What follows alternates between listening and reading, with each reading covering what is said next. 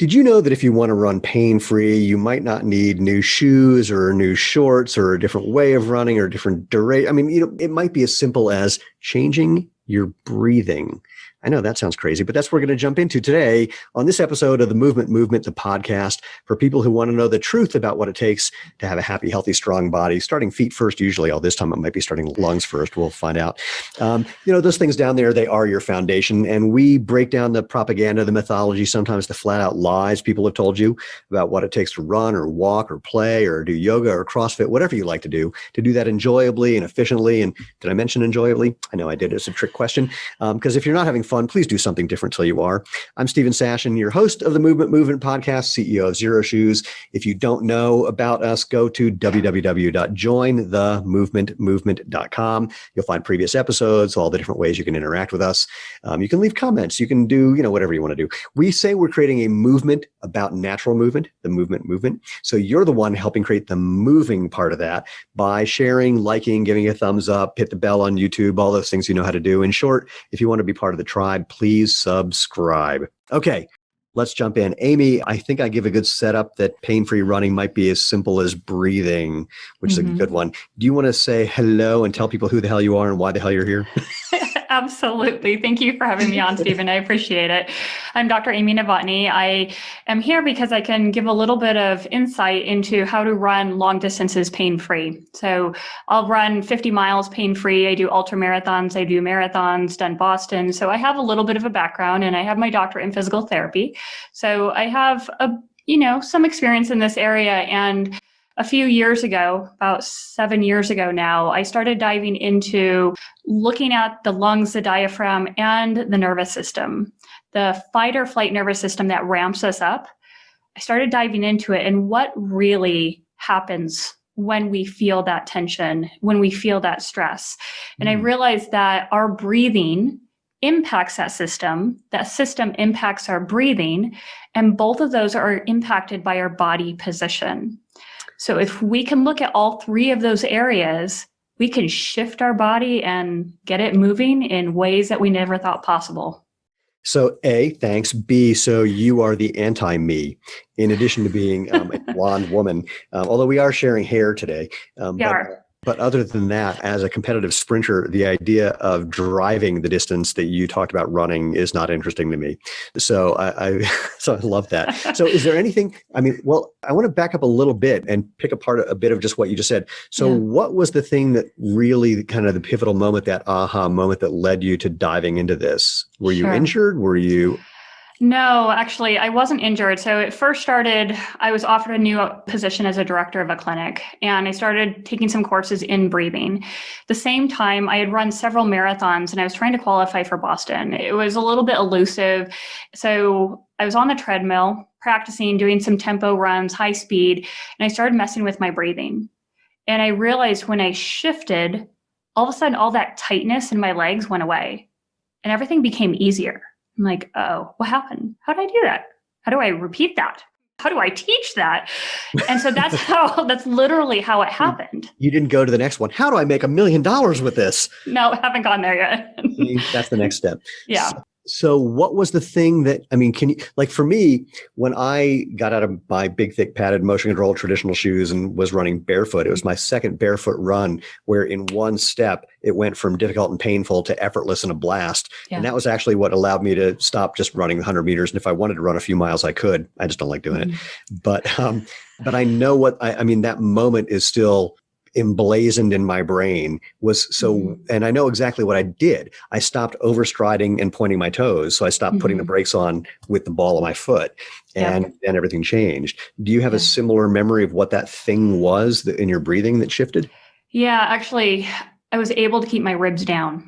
I released my belly button, my ribs dropped down, and this wave of relaxation just came over my body. And all of a sudden, my hips just freed up, my pelvis freed up. And now it was like, the coyote and the roadrunner, and the roadrunner is running, and the body is just in this chill mode. It's exactly how I felt. And I realized, oh, I don't have any tightness. I don't need to stretch afterwards. I don't have to roll afterwards. No more scraping, no more, whatever. I didn't have to do it anymore because I took away that fight or flight sympathetic tone out of my muscles so that when I stopped the muscle contraction voluntarily, I didn't have this overriding tension that was related to a sympathetic nervous system of a guarding motion, a guarding protective state. And so there's some positions I'll do after a long distance race where I squat and hold on to a pole. And I do this breathing and it just releases everything. And so I can pop back up and walk normally again. It's so funny. I love some of what you said about like not stretching afterwards. It was something that I never did because it didn't seem to make any sense. The research actually backs that up, but it's still something people think you have to do. There's so many things that are just at this point kind of urban mythology about what it takes to run enjoyably, et cetera, et cetera. I get some videos the other day. We're shooting some videos for some new shoes that we're coming out with. And so the production company sent me some videos of the people they want to be in these videos. And they said, they're really accomplished runners. And so you're going to love them. And they had the worst running form I've ever seen in my life. And it's like, congratulations that they've been able to somehow do whatever it is they do. But oh my God, no. So it's a fascinating thing, that gap between what we think we're supposed to do and then discovering something radical like what you did. And so once you had this sort of aha moment and et cetera, what happened next? Were you just doing this for yourself or did you immediately start bringing this into practice with clients or? Yeah. So I played on myself for a while because I wanted to see, I didn't know what I was stumbling on at first. I didn't realize a connection between changing my breathing and calming my nervous system down. So I studied about that for a while. And then, I ran another marathon, dropped 7 minutes off my time with no other changes. I was like, oh, shoot, I'm really into something. And then I did another marathon, dropped another 7 minutes. So I blew past the qualifying for Boston. But the other thing that happened during those races is when I started to develop pain, I changed my breathing back to this method that I've worked on, and the pain just went away because I focused on exhaling and putting my foot a certain way or feeling something, and it released muscles and I went back into neutral. So once I had a couple marathons under my belt, I started dabbling with clients and saying, okay, we're going to try breathing through a straw or a balloon and kind of mess with your breathing a little bit. Some were gung-ho, some were no way, get that away from me. Never in the world are you going to touch me with this stuff. And so there was some pushback. I had pushback from different physicians and doctors at first. And then slowly. Wait, what could they possibly say? I mean, they said, you are supposed to be treating people for their knee pain or shoulder pain. I don't want you doing any breathing with them. I literally got that. My boss at the time told me, don't do that if the doctors don't want it. Otherwise, you're not going to see these clients. And so it started to shift, though, when I got people better faster than anything they've seen. People with nerve pain that have traditionally supposed to take, months to recover, they got better in half that time. And so then doctors started to come see me. Then people started flying from other states to come see me to get them out of joint replacements, knee replacements, stuff like that. And then things started shifting. And then, I got hired to travel around the world to keep a guy out of a couple surgeries. And then I came back and said, I'm starting my own practice, my own business. So I don't have to worry about someone being afraid of me teaching their patients, their clients on how to breathe differently. And so it just gives me the freedom to work with people. And now I can coach whoever I want on how to shift. It really is interesting. If you have a hammer, everything looks like a nail phenomenon that does kick in. Of course, there's the flip side of that. You just give me a flashback. I had shoulder surgery 3 years ago.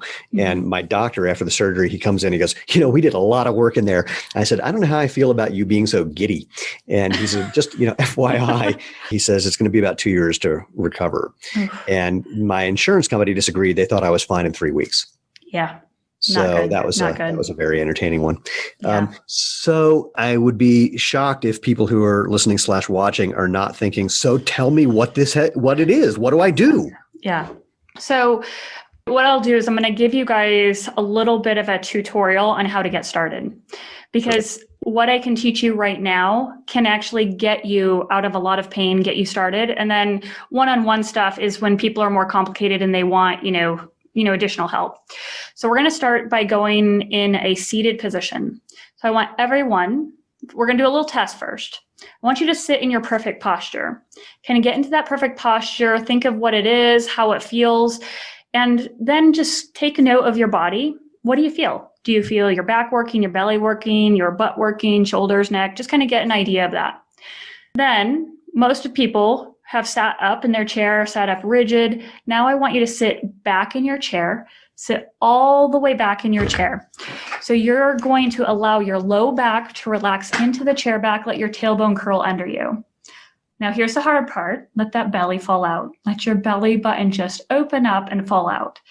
Hold on. I'm literally undoing the drawstring in my pants right now. That works too. Undo that belt, undo that first button, whatever it takes. Belts? Who wears belts? Come on. It's COVID time. You need a belt. That's true. Everyone's in sweatpants if they're wearing pants at all.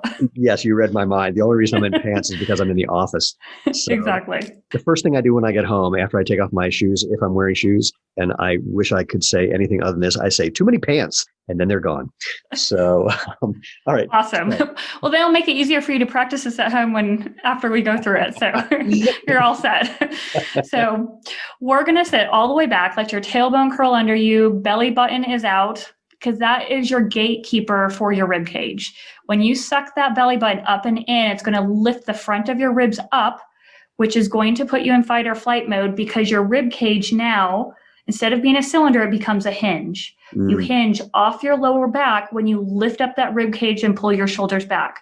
Soon as that happens, back muscles kick in, they crunch on that fight or flight nervous system, your tension ramps up in your body. So we want to go opposite of that. So we're going to let the belly out so that front of the rib cage drops down. It helps to relax your back muscles. Okay. It's interesting. I'm noticing that I have to make a surprisingly deliberate effort to relax my belly. Because you are used to sucking it up and in. You're used to being in fight or flight mode. You're used to being on, and never turning off.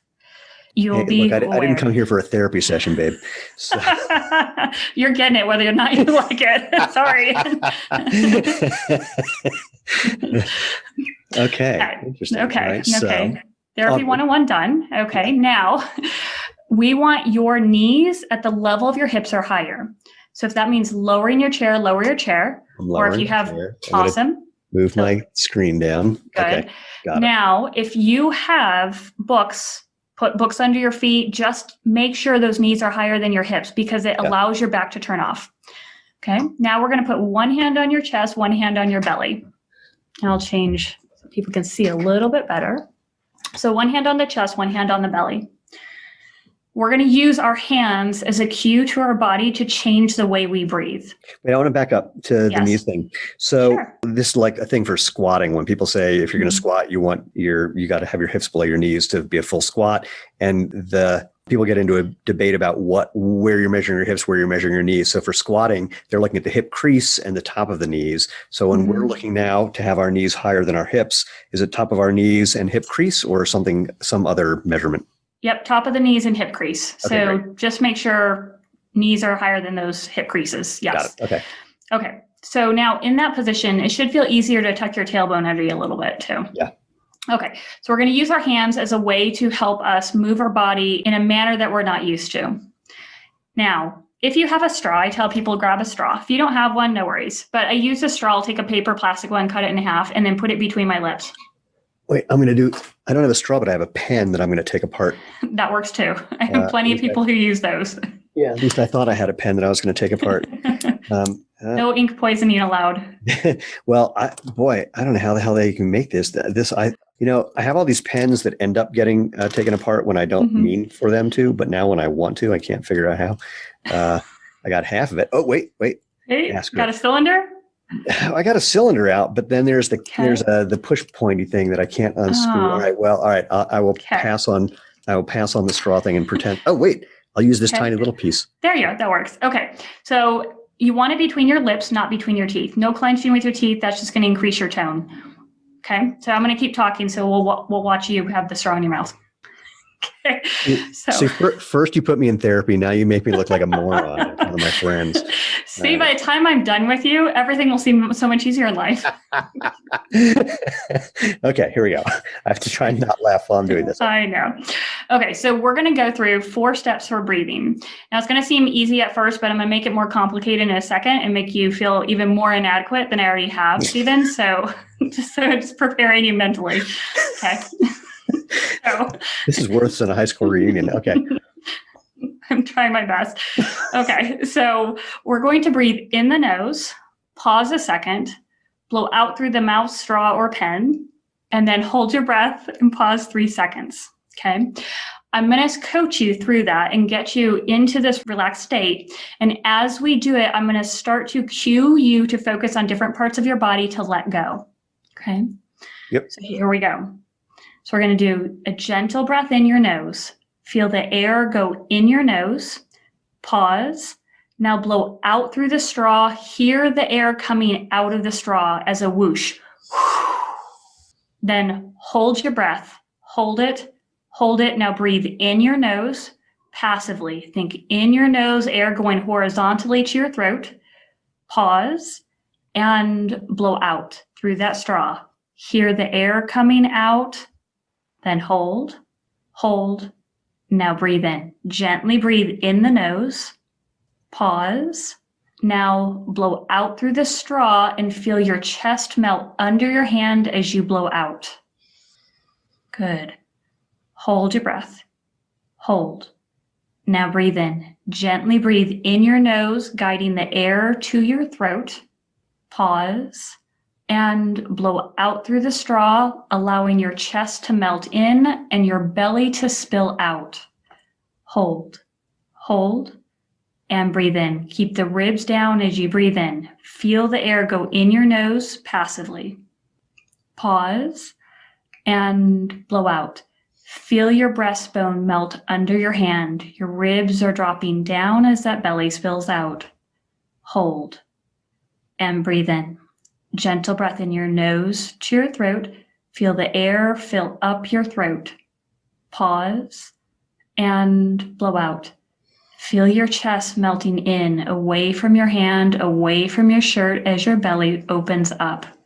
Hold, hold, and breathe in. Keep those ribs down, shoulders down as you breathe in your nose to your throat. Pause and blow out. Feel the chest melt in. Armpits are relaxing as your low back lets go. Hold, hold, and breathe in. Keep the ribs down as we breathe in. Feel the air go in without effort. Pause and blow out. Feel your breastbone melt in. Your ribs are deflating. Your low back lets go, butt cheeks open up. Hold and breathe in. Keep those ribs down as you breathe in. Feel the air go in passively and blow out. Chest melts in. Feel that low back let go as your belly spills out. Tailbone drops down. Hold, hold. Now breathe in passively. Feel the air go in your nose horizontally to your throat. Pause and blow out. Collarbones drop away from your chin. Ribs are dropping down away from your armpits. Hold and breathe in. Gentle breath in. Feel the air go in without effort. Pause and blow out. Melt that chest in. Feel the ribs drop away from your armpits. Belly spills out. Hold, hold, and breathe in. Keep the ribs down, back relaxed as you inhale to your throat and blow out. Melt away from your shirt. Your belly opens up, ribs drop down, low back relaxes.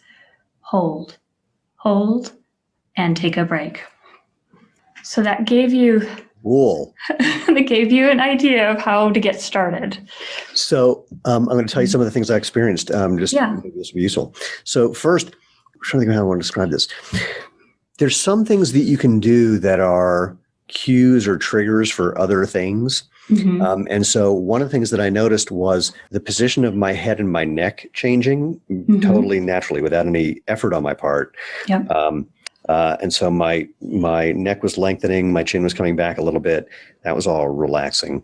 Good. That was a really interesting, surprising thing. The most surprising one actually was I started by looking up at where the camera is on my computer, and as I was doing that, my eyes just couldn't stay up, and they ended up going down, down, down till I was looking kind of like like, maybe down 15 degrees from horizontal or so. So not, all the way down, but like way down.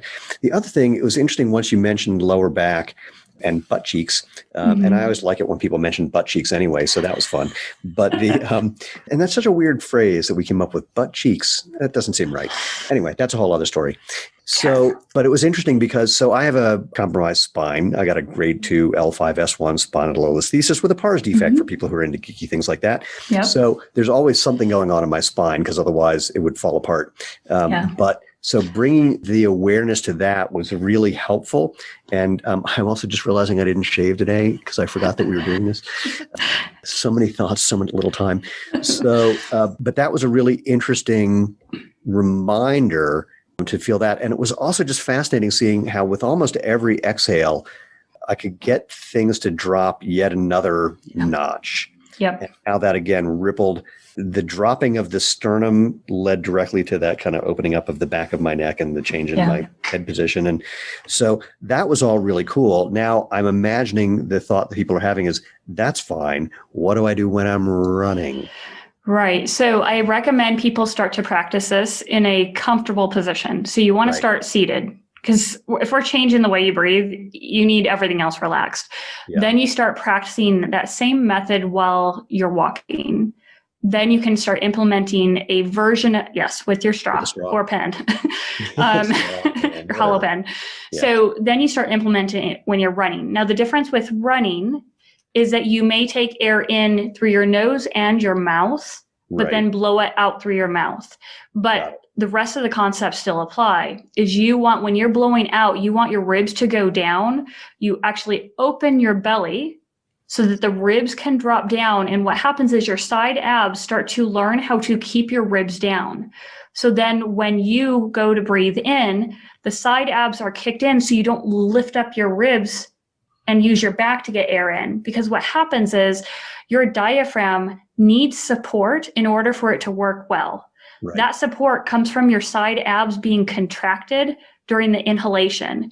So if you're lifting up your ribs to inhale, that means you're not using your diaphragm the way it's designed. You're actually using your ribs to lift up to create negative space for air to flow in, instead of that diaphragm having support and dropping down to create negative space for air to come in.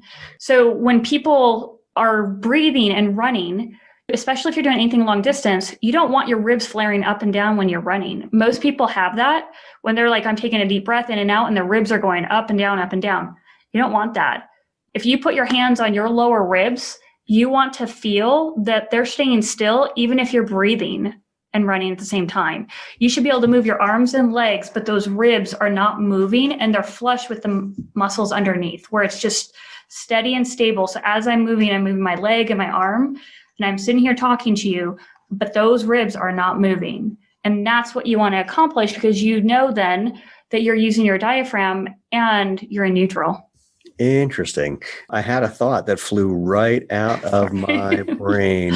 Oh, so in the first instruction for just sitting, which was basically curl your spine, tuck your pelvis under. So, more of I can never remember anterior, posterior because it always seems weird to me, but either way. So, posterior. Tucking your tailbone under. Let's just do that. Yeah. So talk to me about that positioning and how that relates to when you're running. So the reason I have you do that seated is because I want you to turn off your back muscles. Often we arch our low back so much and we try to flatten our upper back and thoracic spine. And the problem with that is it kicks in your fight or flight nervous system. Now, the more I arch my back and tip my pelvis forward, the more I'm going to use my back to run instead of my thigh muscles to run. I'll use my calves and my back when my pelvis is tipped forward and my back is arched. So I want to get you away from that, because that also changes our breathing to fight or flight mode when you arch your back. So I want to get us as much into relaxation mode with our breathing and with our body position. So I get the back to curl a little bit, to relax. So then you can work on your breathing to shift into parasympathetic. So when you're running now, try not to arch your back. Try to allow your back to relax into a neutral position so your pelvis can roll back a little bit and you'll start to feel your thighs more. You won't rely so heavily on the back muscles and the calf muscles, and you switch to your thighs. It's really interesting dealing with the number of people we have who've switched from wearing padded over protective motion controlled blah, blah, blah footwear to something like ours. One of the number one things that I tell people is relax more. So they think that it's about, well, I have to build up all this new strength in my calves. It's like, yeah, that you might do a little bit of that, but the first step is relax more. Don't use them more. Or it's a variation where people say, well, I need to build up calluses on my feet. I go, no. If you check out any of us who are accomplished barefoot runners, we don't have calloused feet. They go, well, I need to build up extra, thick skin. It's like, yeah, that's not going to be it either. And by the way, that takes years. So don't worry about that. That's not going to be, that's a bonus. But the key thing is just the relaxing more, which seems so counterintuitive to people when you're running, which is, I mean, as fight or flight goes, that's the thing you do to flight. So it's a fascinating paradox. Yeah. And the thing is, so we have this spectrum. So if we think the most relaxed we are is parasympathetic relaxation, we're just in chill mode. And then if you think you're at the other end of the spectrum, you're on sympathetic threshold, a gunshot went off, your house is on fire, you're in major mode. So running is somewhere in between, but we can also learn to control our nervous system. That's what I teach people is as you're running, everything's going to ramp up. You start breathing heavy when you first start running, especially if you're not experienced.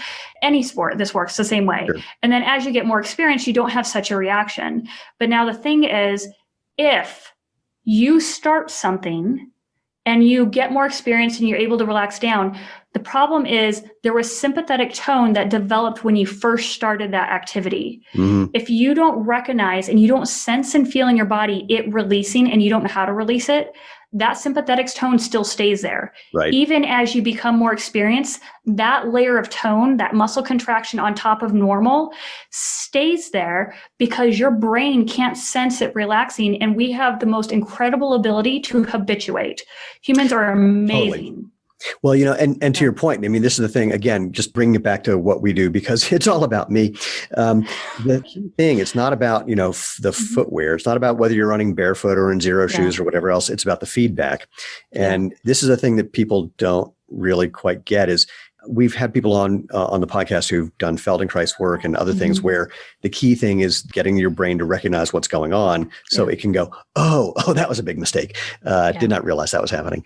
And so that's really, really, what we say about running either barefoot or in zero shoes is you're becoming your own best coach. You're learning to hear that.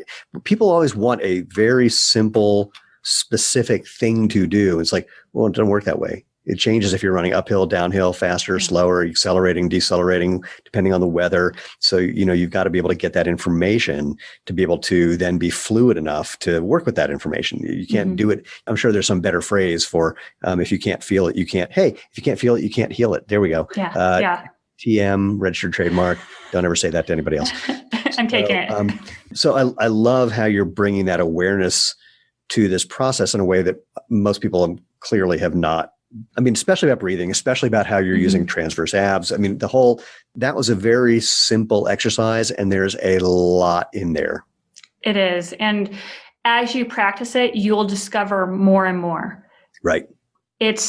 Some people think, oh, you're just teaching breathing. You're actually learning to control your body again.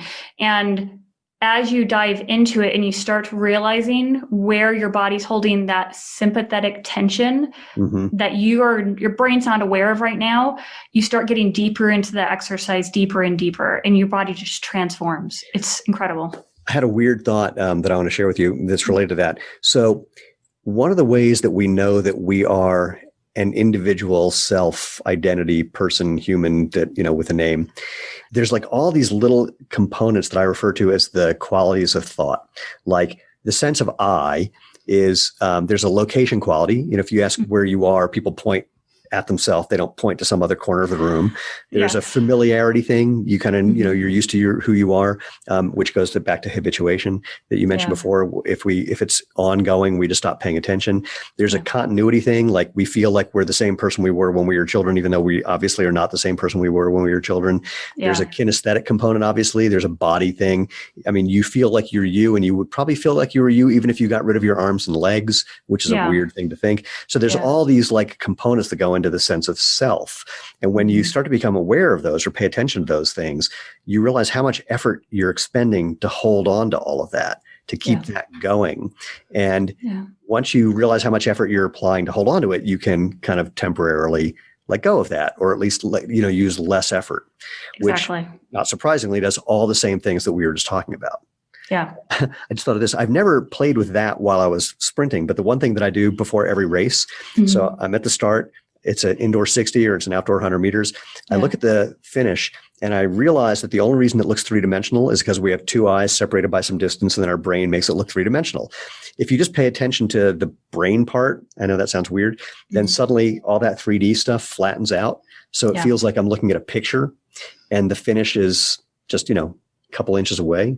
Yeah. And then I start the race. I mean, I wait till the gun goes off, but it's a funny thing that I do to relax before a sprint, which is a very high intensity thing. I'll never forget being the World Championships in Berlin in whatever that was, 12 years ago or so, watching Tyson Gay and Usain Bolt sitting next to each other on the little seat behind the blocks before the race started. And they looked like they were going to fall asleep. They were going in relaxation, conserving. Yeah, it was really cool. And then right before they started, where no one could see, they looked at each other and kind of gave a low five. And then they got up and got in the blocks. It was awesome. Yeah. They're smart. They're conserving their energy. They are staying in parasympathetic relaxation because when we're hyped up, we're expending energy for no reason at all, just to hold our body position and to maintain a fight or flight, short, shallow breathing method. But they're relaxed. They were probably, kind of hunched over or curled up or whatever. Yeah, exactly. Because they know innately how to calm down their body and they're not wasting their energy. So they can use it in those whatever seconds that they're going to run. Yeah. The other thing too, which actually you may be able to experiment with some of your races, is in your sprint, try to get your ribs down and calm your breathing as much as possible because it will allow your legs to run faster for a longer period of time. It's a really interesting thing because in a 60-meter race, I get like 2 breaths tops. So exhaling on the start. And then, so I don't have an inhale until about maybe 15 meters, maybe 20 meters, depending on how much I'm really pushing on the start. And then I get another breath in the 60 somewhere around 40. In 100, I get like 2 more breaths. So there's not a lot of breathing that goes on at all. But to your point, one of the key things that I pay attention to is relaxing because the more I can relax, the faster my cadence. Yep. And Absolutely. as a short sprinter, I need to get those extra steps in at the right speed because guys who have, a longer stride lengths because they're taller, I can't match that. So that's something that I paid attention to since day one is noticing that the more I relax, the faster I can move. Yep. Absolutely. Because it's going to free up. When you relax, your rib cage can drop, your pelvis can go in neutral. All of a sudden your legs can move. It creates space for your hips. Your hips can move. So your legs can turn over faster. How does this relate to, and we only have a little bit of time, but I'm diving into something kind of big. How does this relate to the fact that most runners that I see who are having, especially injured runners, they wouldn't know a glute medius if one hit them on the head, which would be very entertaining if one did. And often they aren't using their glutes or hamstrings, they're prime movers to move. So talk to me about that interplay. The reason why, if your low back is really contracted and very arched, your pelvis is tipped forward. So you now rely on your hip flexors because your hips are going to be bent because your pelvis is tipped forward, your low back muscles and your calf muscles. So whenever I see someone with really strong calves, I say, oh gosh, that poor person. I don't say, oh my God, you look great. I say, oh my God, you're a poor person. Come on. I was a gymnast. That's how I got my calves. Come on. Throw me a bone. I already know you're in fight or flight mode because you told me how much you sank during the exhalation. So you're sorry. But so people, and the thing is, you can strengthen your hamstrings and glutes all day long until the cows come home. But if you haven't changed your trunk position, your rib and your pelvis position, you're not going to access them in running. So you're going to continue to use your calves, your back, and your hip flexors, which is where people get in trouble. So you have to learn how to shift your ribs down to release your low back so your pelvis goes in neutral. Then you start feeling your hamstrings in a way you never thought possible. You feel your glutes in a way you never thought possible. So then you get a nice booty. Yeah, I've always said that in America, they completely mismarket track and field, where it should be, just the world's greatest booty contest, because holy smokes, I was at the Atlanta Olympics and I was like, I'm not even a butt man, but wow. You are now. I totally am now. So on that note, anything else that you can think of that we want to kind of toss in there before we have to sadly call it a something? Yeah, just people, when you are going throughout your daily life, just watch how much you suck your gut up and in. Really, just start practicing, let your belly hang out. We're in a virtual world nowadays, so you don't even have to worry about it. You can let your gut hang out and no one has to see that. Just put the camera up higher. But start practicing, noticing it when you're driving, when you're talking on the phone, when you're in the middle of meetings, when you're running. You will notice how much you guard yourself. And basically, you're cutting off your midsections. Like, you're closing off all the energy that wants to flow through you by creating this hourglass instead of creating a cylinder. So just consider that. And however I can help, if people want to reach out, Keep going. So if people do want to reach out, how would they do that? So I tell people, if I can give you resources, I have plenty of videos, resources. I have a guided breathing group for free. They can reach out to me, Amy, AMY, at PABR Institute, PABR Institute.com. That we can set up a free 15-minute consultation. I can find out what their needs are, if they need some videos for free, if they need to join a group for free, or I do one-on-one coaching. And that's done virtually. I have clients all over the world. So however Awesome. I can serve them. Well, Amy, A, thank you. B, this is way, way, way fun, especially because we have had zero conversation prior to this conversation. And so it's always wonderful to find someone who's thought through this as well and as exquisitely as you had. And I just, really, really appreciate it. And this definitely messed me up on Sunday when I'm out on the track, I'm sure. So, which I'm looking forward to, actually. Anyway, well, first, thanks. You don't go away, but let me just say goodbye to everyone. So first, thank you all for being here. You've got Amy's info, drop her a line, find her website if you want to do that. And ours again is at jointhemovement.com. If you have any questions or feedback or suggestions or recommendations for people who should be on the podcast, drop me an email, move@jointhemovement.com. And of course, I would be remiss if I didn't mention, go check out zeroshoes.com if you want to find super ridiculously comfortable, lightweight footwear for everything that you do. I think that's all I've got. Other than, again, if you like what's going on here, please just spread the word, share and like and thumbs up and blah, blah, blah. You know how to do it. I don't need to tell you. Again, if you want to be part of the tribe, just subscribe. But most importantly, go out, have fun, and live life feet first.